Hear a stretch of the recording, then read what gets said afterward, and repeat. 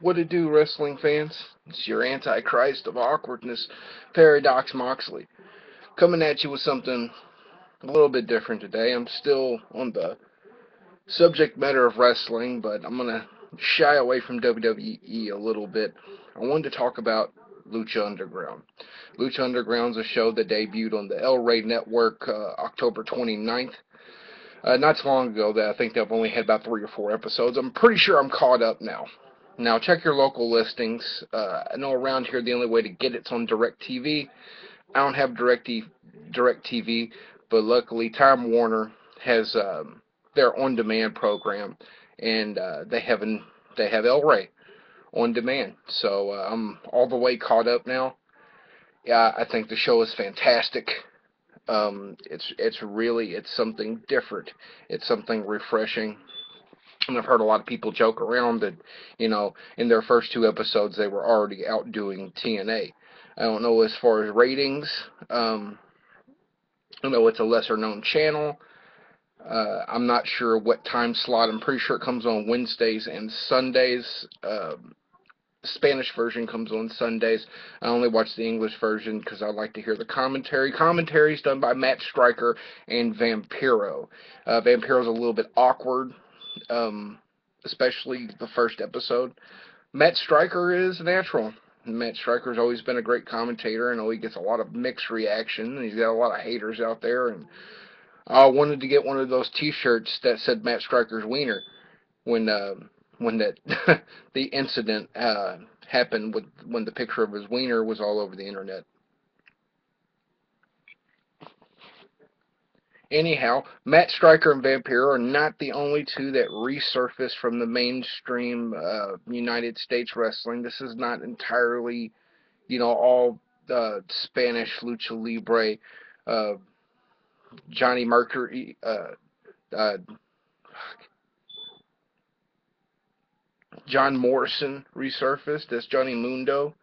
Um, Pretty much the same character, maybe a little bit more serious, um, show off, more Shawn Michaels like than he ever was. He, I think, in this promotion he can be promoted to the adequate level that he deserves. Also, Ricochet from Dragon Gate in New Japan dons a mask, and he's known as Prince Puma. The Puma mask is similar to the Puma character from the early TNA days. Back before they had the six-sided ring, the first time he was in the X Division, there was a character known as Puma, and I was convinced it was the same Puma. But, I looked into it, and apparently it's Ricochet.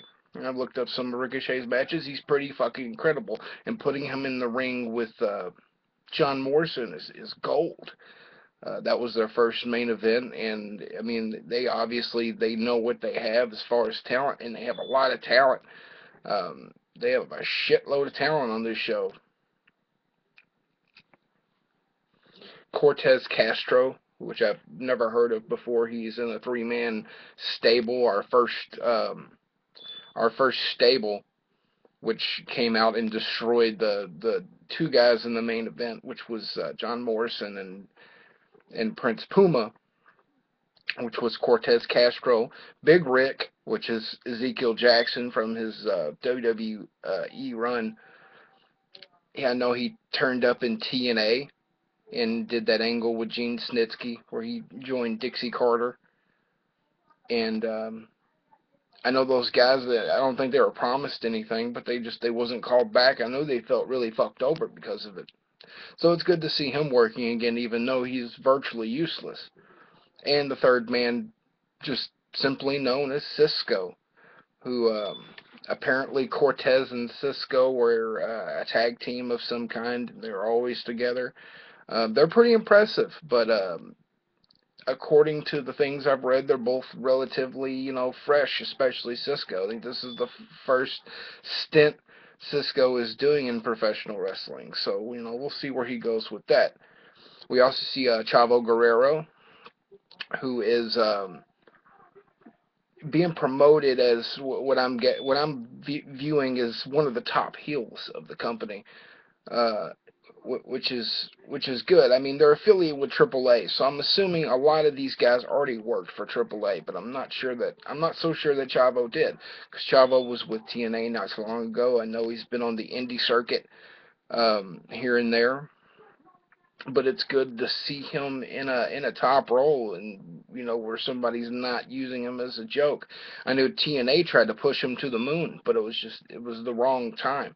Chavo's really good, and he's had a rough career because people say that he's always brought shame to the Guerrero name. He's always been in that shadow. You know what I'm saying? You can't expect that from everybody. He was a good mid-tier guy for a long time, and I don't think he gets the props he fully deserves. We had Son of Havoc, which is a Sons of Anarchy biker-like ripoff, which is another masked wrestler, Matt Cross, formerly known as M-Dog 20, from the backyard, finally on TV. Um, for those of you who remember M-Dog 20, I know he was on Wrestling Society X, which was very short-lived, and you could see clips of M-Dog shit on the internet of him, doing crazy spots. But it's good to see him. He's, really lean and a lot buffer than he was in the past. His wrestling styles changed completely. His first match was, which brings me to my next subject, was with a woman, Sexy Star, who was once mentored by Blue Demon Jr. Now, Sexy Star, I don't know much about her, but the interesting thing about this federation is they're allowing intergender matches. On the third episode, they had a little person, midget, dwarf, whatever you want to call them, and it was a decent match. I expected it to be comedy, but it wasn't.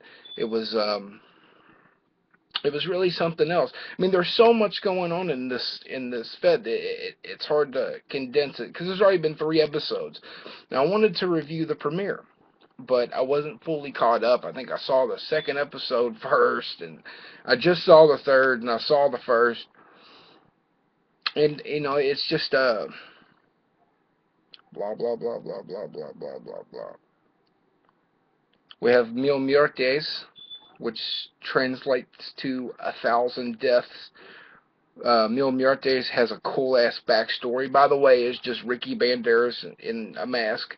For those of you who remember Ricky Banderas, he's had several runs on TV, including Wrestling Society X. I believe he was in WCW and ECW. You can look him up on YouTube if you remember him. If you don't remember him,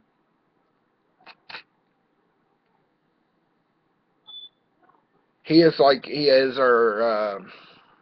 Undertaker, Abyss, dark monster type character, and they put him with Katrina, which is Maxine, former NXT diva Maxine, with a really good tan, and pretty much doing the same character that she started off doing when she switched over to the Maxine character, the seductive uh, diva, and the taste of 1,000 deaths. I mean, it's really clever, and I hope this catches on. I hope this gets the following that it truly deserves, because there's great matches. It's a great storyline. The skits and backstage segments is nothing like anything you've ever seen before. It's like watching a fucking show or a movie. I heard somebody say it's like the Sopranos meets professional wrestling. It's really something else. You have the leader, which is Dario Cueto. I believe I'm pronouncing that correctly.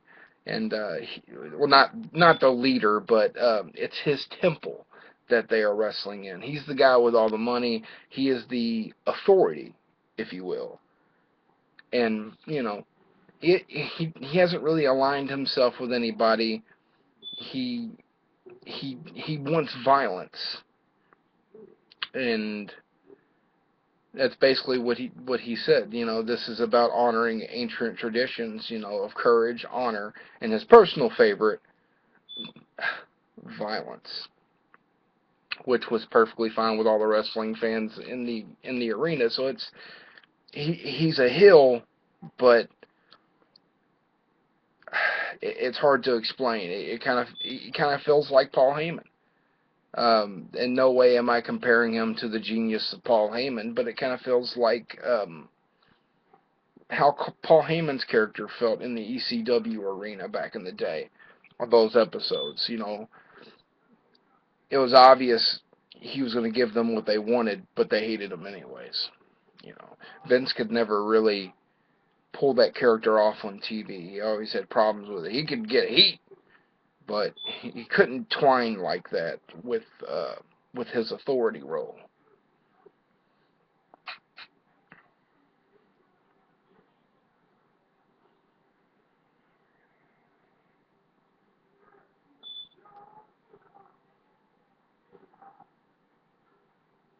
Anyways, I really liked it.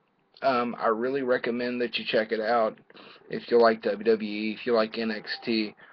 Um, I know like a lot of WWE fans, and I'm friends with some of them who are just like, you know, I feel like it would be, you know, treason, or I'd be stabbing WWE in the back by, you know, even, you know, giving them, you know, a view, you know, by even watching them one time. And to them, I say this: to the guys in the back, you know, you hear all the older wrestlers talk about it all the time, who was in especially the ones during the Attitude Era. They say when there was competition, they made more money, and that's the honest truth. More effort is put in, you know, on the behalf of management, and more effort's put in from the roster in general. You know, on both sides, everybody wins. So to those who, you know, hope TNA fails and hope that this gets canceled, or that it's a flash in the pan like Wrestling Society X or some shit like that, you know, think about it like that. Think about the families of the guys you claim to be fans of. You know, some of those guys have families, and, you know, they could take care of their children better if you know, if things could fall into place the way they should. And I think things should be like that. You know, that's just my opinion. But yeah, check out Lucha Libre Underground. It comes on Wednesday nights on the El Rey Network. Check your local listings. This is Paradox Moxley. Like, comment, subscribe. Thank you for watching.